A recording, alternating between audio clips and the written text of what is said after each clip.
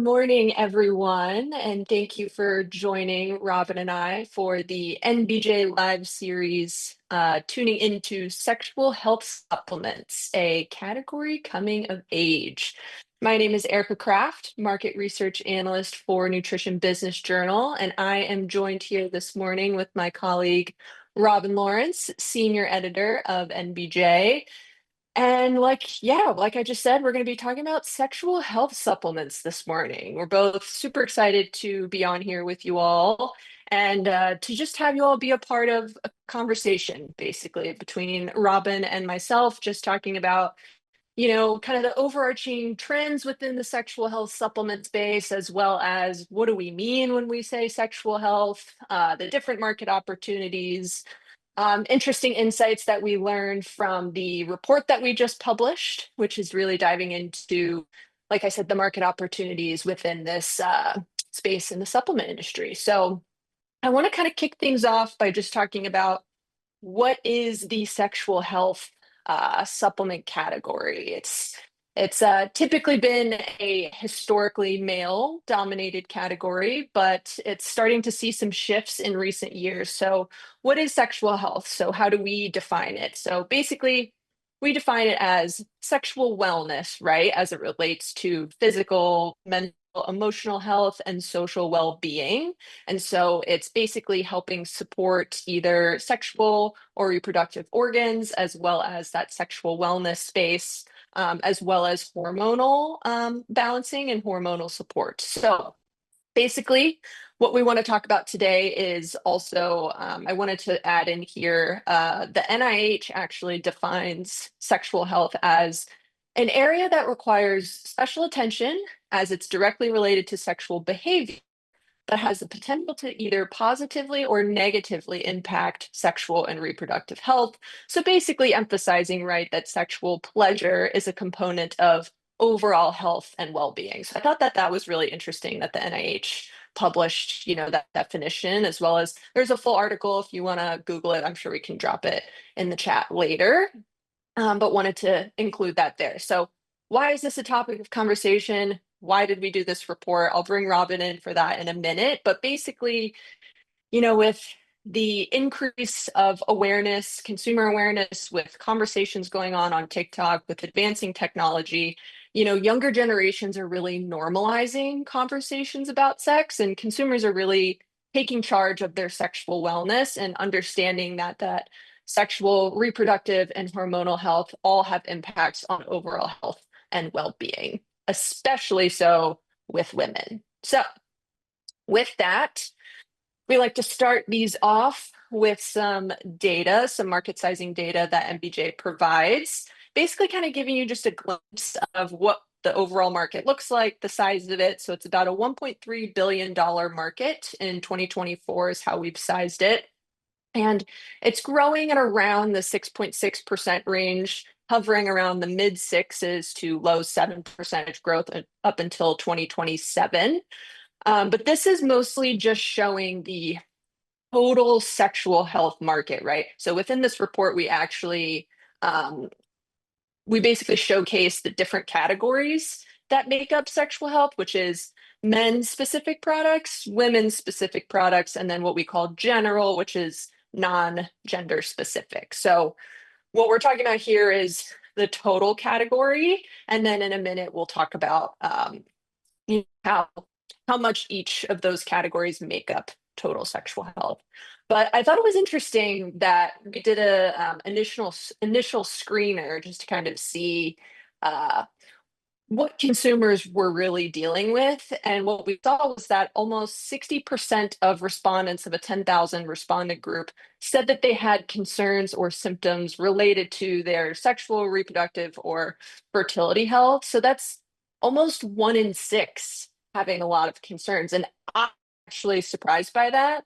I don't know, Robin, if you were surprised by that, though. How did you sit with that when we first ran that question? I was actually that seems kind of right on to me. Yeah. I feel like sex is something that is so kind of pervasive. I mean, and especially given this definition that we have, where we're also including reproductive. There are so many people right now who are dealing with reproductive and trying to, get pregnant, and also just so much more awareness among younger generations. I think the thing that really blew me away in this one was the difference in generations, right? 83% of baby boomers said that they just aren't concerned. They have no concerns or symptoms regarding their sexual health. And that just 83%. I mean, I suspect they do. And this is a I just I suspect they do. I'm pretty sure they do. And this is, in one way or another, whether it's prostate, whether it's ED, I mean, Right. come on. So it's very interesting to me that this really shows what's starting to happen is that the conversation has finally opened up with younger generations, as you were saying earlier, and the stigma's gone away and they're able to admit it. And this is just something that if you grew up in a certain time, it's a thing you don't talk about and maybe never will. Like that, we may just know we had to make for a lot of the questions, we had to make the baby boomers, they were statistically insignificant. We couldn't even really gauge where they are with a lot of things. So I think that to me, that was the kind of surprising and probably shouldn't have been surprising thing that came out of it. 1 in 6 being extremely interested, I just think is like, wow, that's awesome. Like, so much runway for this Hmm. for this. Yeah, and I thought what was an interesting point that you pointed out in the report, you kind of just asked it like in a general question, right? It was like, could there be an opportunity to reach these older consumers, like with the right market approach?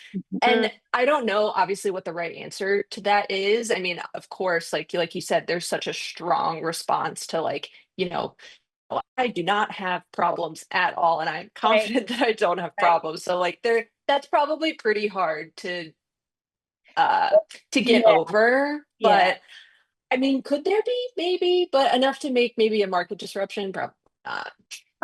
Yeah, exactly. I mean, I think there's opening. It's also interesting because you think about where, that generation has kind of, what has been the message to them? It's been like Bob Dole on TV talking about erectile dysfunction, right? I mean, there hasn't, and we've got this younger generations who are getting their information, like, so many men are getting it, almost a third of men are getting their information about sexual wellness from podcasts, from the manosphere, right? And social media being such a huge, AI coming up, like almost a quarter of people are getting their information from AI platforms. So it may just be also kind of a technology thing. Like that's where the messaging is, and not necessarily where the baby boomers are.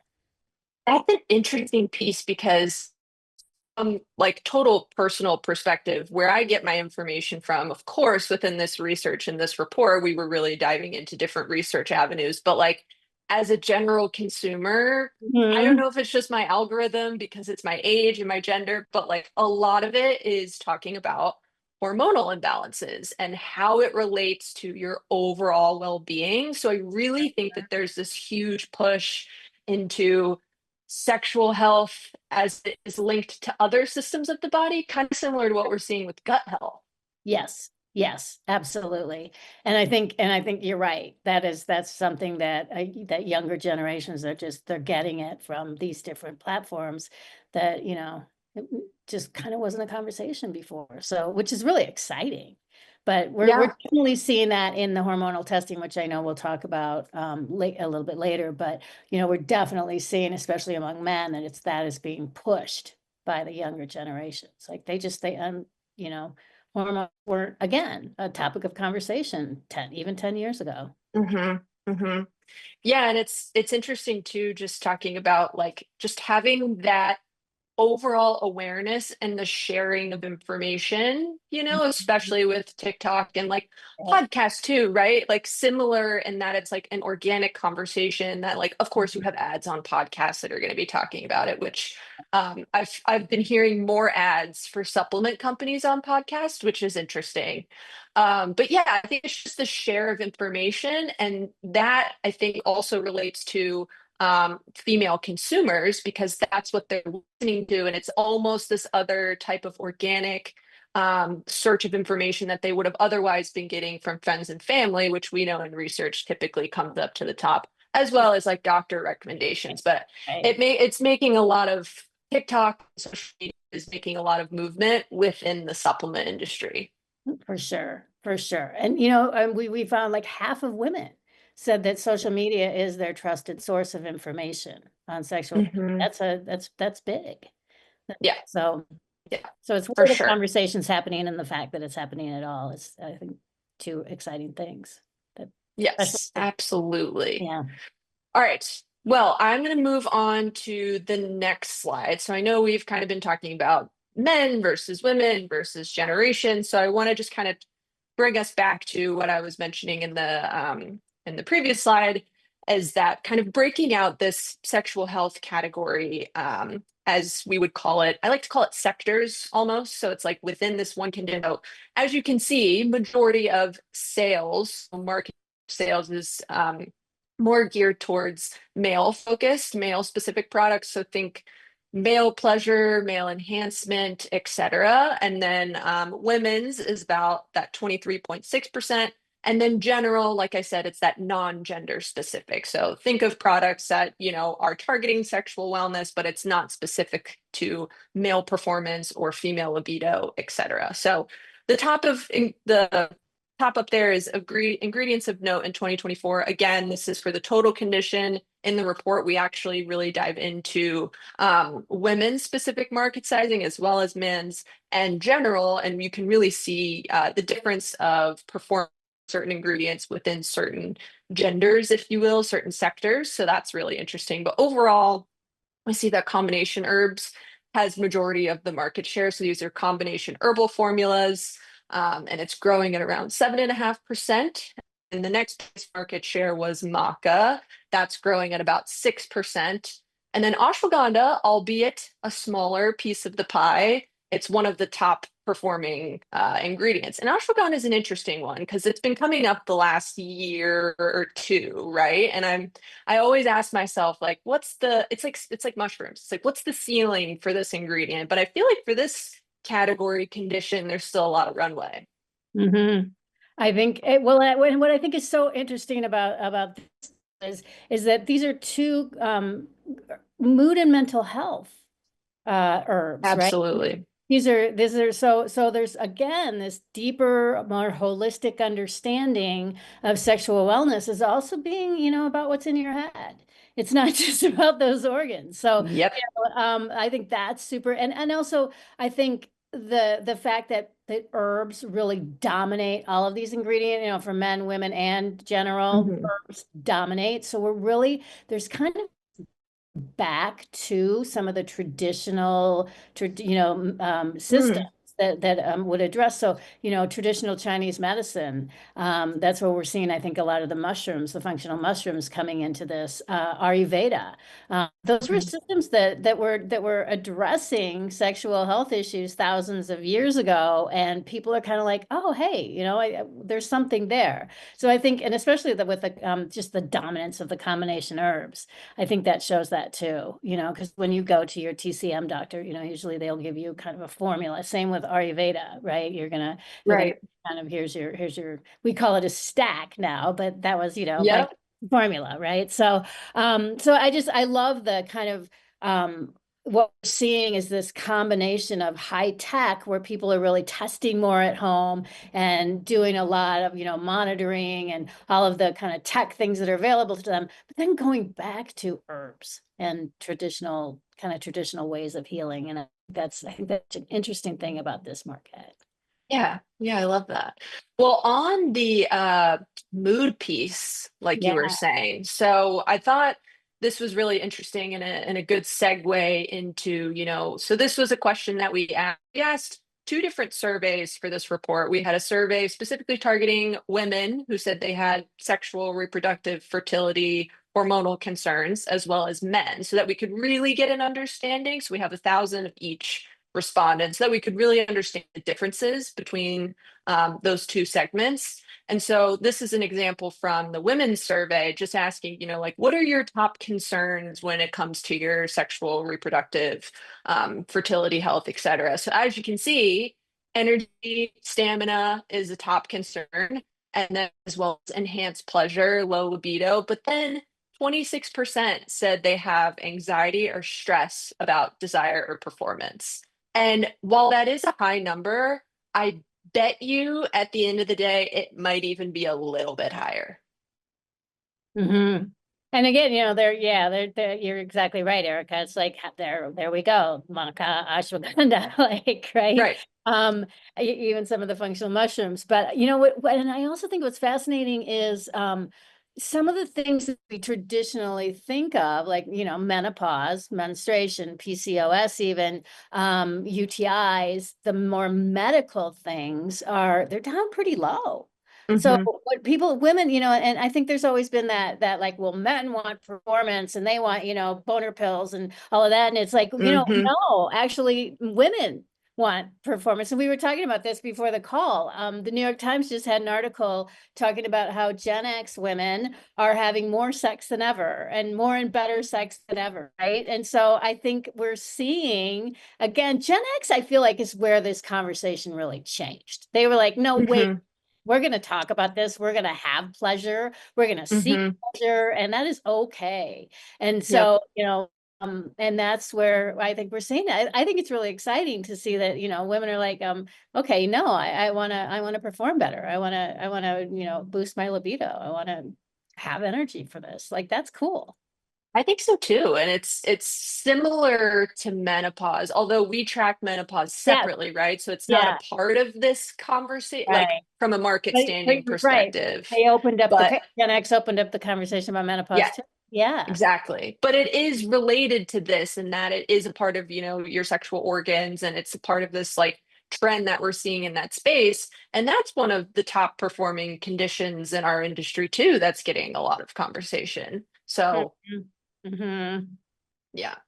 So yeah, I think it's interesting to see, what women are looking for. And there are, libido products out there. We're not here saying like, oh, there's 100%. like Yeah. no products out there Right. for women, but Yeah. I think we could probably both agree on there's a gap Hmm. in the offerings and also probably the formulations providing the scientifically backed needs that these men or women probably want.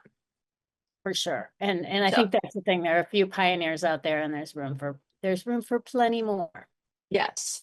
Yeah. And with that being said, sex is, still kind of a taboo topic. I mean, Hmm. maybe for certain people it's not, but I would say overall, right, outside of the supplement industry, outside of the health and wellness industry, it's still kind of a touchy subject, which is Hmm. funny because I don't think we view it that way at all. And when I say we, I think women specifically are starting to become much more vocal about it. Younger consumers are being more vocal about it. I mean, like you were saying, younger consumers are really opening up the conversation as well as Gen X, but we saw this also with mood and mental health too. It was like one of the top performing conditions in 2023 because people are just talking about it and there were solutions to that were noticeably making a difference. And so I think that could be a key here in this industry, but also just breaking down the barriers. Same thing with menopause. I mean, like, let's have the conversation and let's not be afraid to provide products that's targeting sexual desire for women. Yeah. Yeah. And I think one of the things to hear too that is super interesting is that women want this. We found like 44% of women said, I want more education on what to take. I really, they're Mhm. interested in it, they're ready for it, but there's also just, I think the gap there is also in marketing and education, and that there's such an opportunity here to speak to women, not like this hush hush, but just, Mhm. and you're right. It's opened up on social media. It's opened up on podcasts. Yeah. But I also think too, one of the things with, like, the channels, when we look at channels, right? Direct to consumer is so up and coming, and so, where most people are still buying these products. And I think that has to do with maybe how they're being retailed. And, are they still Sure. at the bottom of the shelf? Because the retailers haven't quite gotten comfortable. Mhm. I think, there's openings everywhere for this. Sure. And there could even be a concern with brands like, well, if we launch a new product for like the shelf space, like you're saying, in Right? retail, like Yeah. they might not want to be prioritizing it on because they're assuming, and we didn't like ask this question, Yeah. right, on like how willing you are to go into a store and to purchase these products. But I think that that would be safe to say historically, most consumers in this category probably aren't going into the store and buying these products, man or woman. Yep. Yep. So, all right, I'm going to move on. Okay. So, we will put in a couple slides here talking about hormone testing. So, Robin, I think you speak really well to these, and I think this was probably your top takeaway from this report in terms of what was surprising, I think. Yeah. But I want to just kind of start off by saying we have this slide and a next slide showing the difference between men versus women in terms of testing. But I would love for you to kind of walk us through why you thought it was surprising. I was absolutely blown away that 49% of men and 55% of women said that they had had their hormone levels tested in the past year. Those are huge numbers. And it's when you think about it, and even 5 years ago, I don't think we would have had anywhere near this. I think, it's just not something that was happening. And so I think again, it goes back to the level of people understanding what you were talking about earlier, Erica, of people understanding how much hormones have to do with their wellness, overall wellness, and but their sexual wellness in particular.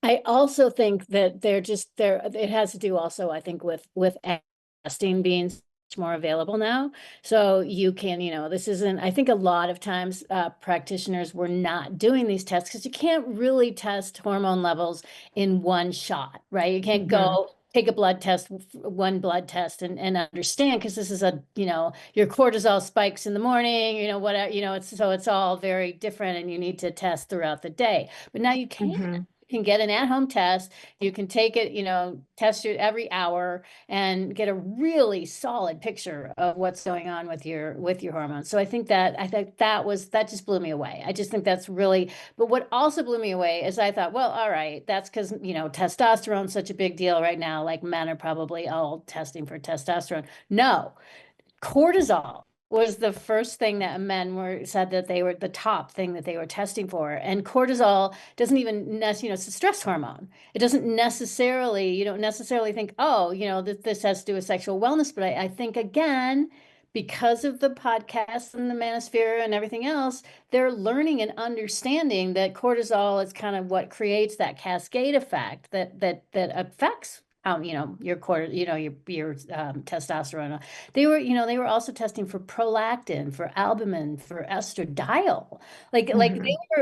they were really understanding just how, these no hormone comes to the party alone. Like they are all interplaying with each other. And I think so, they're understanding the whole cascade of challenges that comes from it. And so I was just blown away by just that level of understanding and sophistication that this indicates. And I think it just also opens up, going back kind of to the adaptogens that we talked about earlier. This really, really opens up opportunity for supplement companies to really create these adaptogenic blends that can address all of these, and also to partner. I know that, there's privacy Hmm. and everything else, but the opportunity to partner with these at-home testing companies and, then offer personalized formulas based on these results is, to me, in my mind, just huge. And we're so just Right. at the very beginning of that. Yeah, and I think that really shows, cortisol, right? I think that's a really good example of how we were kind of talking about this in the beginning, but how this condition, this category, right, is how it affects your overall well-being. So, Mhm. right, like cortisol is a stress hormone, but it's also related to mood and mental health, but it's also related to your Yeah. hormones in your whole body. And so you're kind of like blending these two categories together. Mhm. And I think that awareness and the education of these different hormones and how they interact and, you know, affect one another, and then how does that trickle down in your system and affect other issues that you might be having. I mean, this is personal for me, but I was having, some health problems, some skin problems.